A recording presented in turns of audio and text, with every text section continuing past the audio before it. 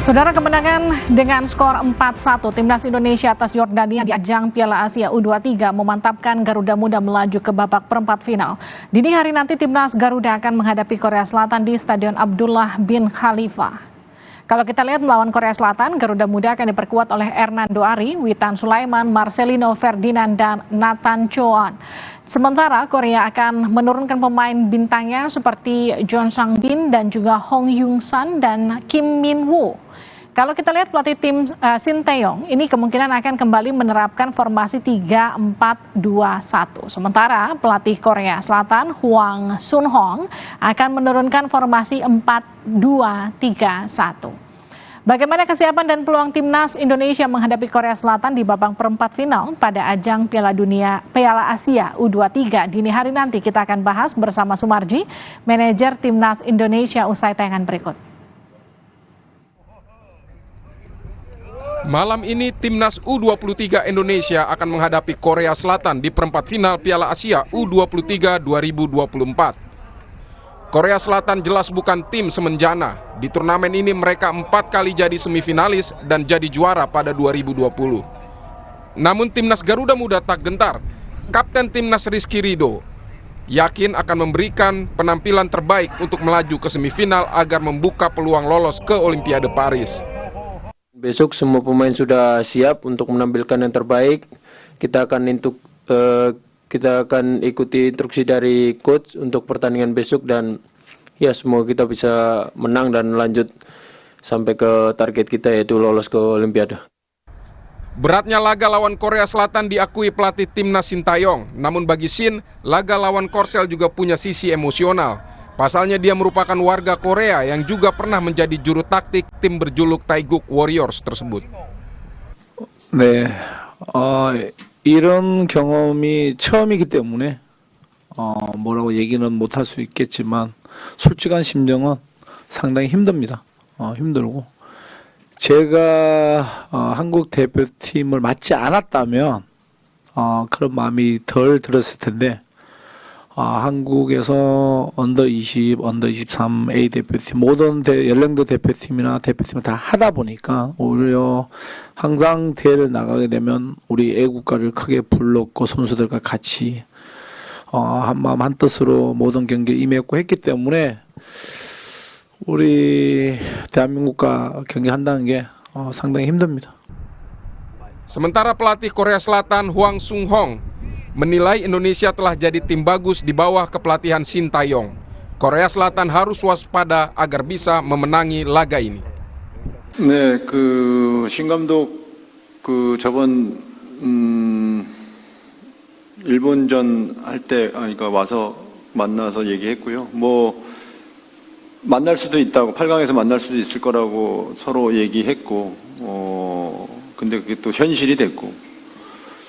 하지만 승리를 해야 되는 경기이기 때문에 승리를 위해서 준비할 거고 인도네시아도 마찬가지일 거고 신태용 감독이 인도네시아를 너무 좋은 팀으로 만들어놔서 저도 보고 상당히 좀 놀랐는데 좋은 팀이라고 생각합니다. 그리고 좋은 퍼포먼스를 보여주고 있고 굉장히 경계하고 우리가 준비를 해야 승리할 수 있는 팀이라고 그렇게 생각하고 있습니다.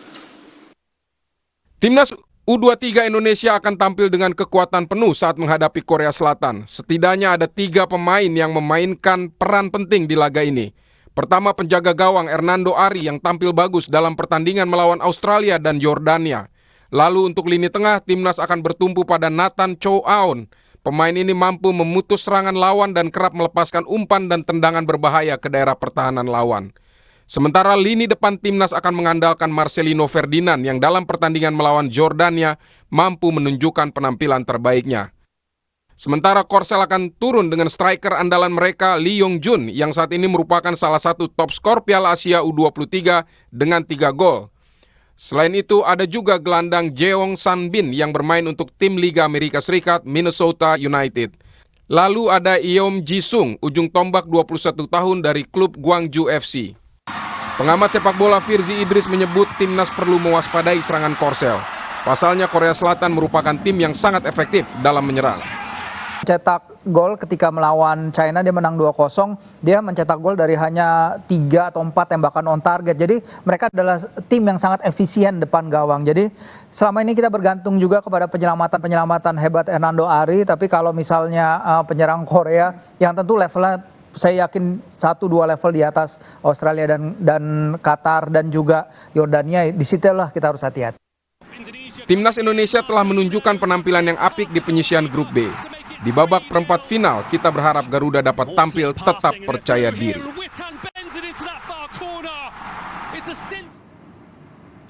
Saudara, Timnas Korea Selatan bukan lawan mudah, namun Timnas Garuda pun sudah menunjukkan penampilan yang baik di penyisihan. Bagaimana peluangnya kita akan bahas bersama dengan pengamat Bung Kusnaini. Selamat malam, Bung Kus.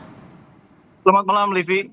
Bung Kus, jadi bagaimana Anda melihat persiapan dari para pemain kita melawan Korea Selatan nanti malam, dini hari? Iya, ini saya pikir persiapannya sih sebetulnya cukup baik ya, terutama setelah Nathan Chuaon dipastikan bisa kembali bergabung dengan tim, meskipun mungkin agak sedikit terpengaruh oleh perjalanan yang cukup panjang sesudah bolak-balik ke Belanda, tapi saya pikir kehadiran Nathan akan memberikan dampak yang positif ya, tidak hanya secara permainan, tapi juga secara mental. Pemain-pemain kita akan merasa bahwa timnya lebih lengkap dengan kehadiran Nathan.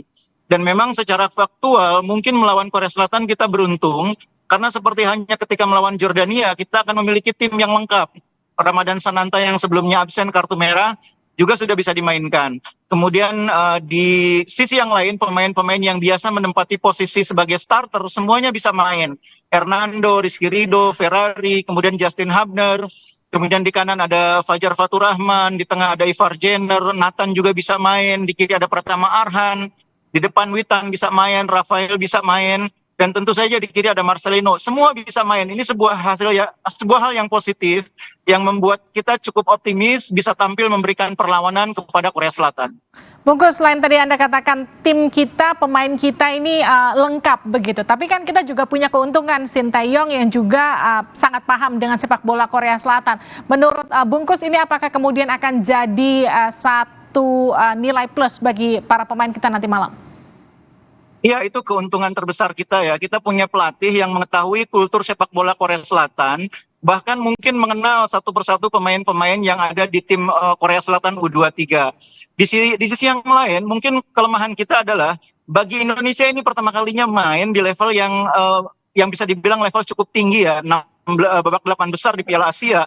Itu kita belum pernah alami. Sementara Korea Selatan sudah terbiasa main di level ini. Jangan lupa bahwa Korea Selatan adalah tim yang menjadi juara Piala Asia U23 tahun 2020. Korea Selatan U23 juga tim yang menjadi juara di Asian Games 2022. Artinya bagi mereka bermain di level seperti ini, di fase knockout itu sudah sangat biasa. Sementara Indonesia, ini pertama kalinya kita main di fase knockout. Sehingga mungkin tantangan terbesar bagi kita adalah kita punya pemain-pemain yang secara belum pengalaman, mungkin secara faktual mereka belum berpengalaman di level ini. Tapi di sisi yang lain mereka punya motivasi besar karena mereka punya pelatih yang tahu sepak bola Korea Selatan, dan saya pikir pemain-pemain juga ingin membuat sejarah dengan membawa tim ini lolos ke Olimpiade. Motivasi kita itulah keunggulan kita. Nah, dari sisi ranking mungkin kita masih ada di bawah Korea Selatan. Dari sisi pengalaman juga tadi Bungkus sudah jelaskan bahwa kita masih ada di bawah Korea Selatan. Tapi apa kelemahan Korea Selatan yang bisa jadi nilai plus selain tadi Shin Tae-yong yang memahami sepak bola Korea Selatan, pemain kita utuh? Ya, ekspektasi tentunya sangat tinggi kepada Korea Selatan ya. Bagi tim seperti Korea Selatan, mencapai final biasanya merupakan standar penampilan mereka, tidak hanya di level U23 tapi juga di timnas senior. Tapi bagi Indonesia mencapai 8 besar saja sudah merupakan sebuah kebanggaan. Artinya beban bagi Korea Selatan sangat berat. Jadi tuntutan atau ekspektasi publik di Korea Selatan sangat tinggi, sehingga itu bisa menjadi beban bagi para pemain. Karena para pemain Korea Selatan U23 rata-rata pemain yang baru bermain di level Liga Korea ya. Memang ada yang bermain di Minnesota, memang ada juga yang bermain di Eropa, tapi rata-rata bukan pemain yang cukup tinggi jam terbangnya. Beda dengan timnas Indonesia U23. 10 dari para pemain Indonesia U23 itu pernah bermain untuk timnas senior. Dan rata-rata mereka sudah main sebagai pemain utama di klub-klub Liga 1. Jadi pengalaman bertanding pemain-pemain yang sekarang berada di Indonesia U23 itu sebetulnya relatif lebih tinggi dibanding pemain-pemain yang memperkuat Korea Selatan U23. Oke. Walaupun mungkin level kompetisinya berbeda. Bungkus, catatan pertandingan sebelumnya untuk diperbaiki lawan Korea Selatan apa yang kemudian harus diperhatikan dan diwaspadai Indonesia? Ya, yang pertama penyelesaian akhir ya. Kita tahu bahwa Indonesia masih agak lemah dalam penyelesaian akhir. Dan yang kedua, pemain kita juga harus mengurangi kesalahan-kesalahan. Ini yang selalu saya ulang-ulang dalam berbagai kesempatan. Kadang-kadang kita memberikan kesempatan lawan untuk memimpin lebih dulu karena kesalahan kita. Kemudian kita dipaksa untuk mengejar. Di pertandingan fase gugur seperti ini, mengejar gol akan selalu sulit bagi tim yang ketinggalan. Karena itu usahakan kita tidak membuat kesalahan yang memberi keuntungan lawan mencetak gol lebih dulu. Ibaratnya kalaupun kita kebobolan, itu dari sebuah proses yang memang dilakukan dengan baik oleh lawan, bukan karena kesalahan kita sendiri. Jadi hindari kesalahan-kesalahan yang tidak penting, dan yang lebih penting lagi tentunya lebih efektif dalam penyelesaian akhir. Oke Bungkus, prediksi skor berapa? Mudah-mudahan kita bisa menang 2-1. Amin. Kita doakan sama-sama dan Amin, kita amin. nantikan dini hari nanti. Terima kasih Bungkus Neni sudah bergabung di Sapa Baik, Indonesia Malam. Udi. Sehat-sehat selalu.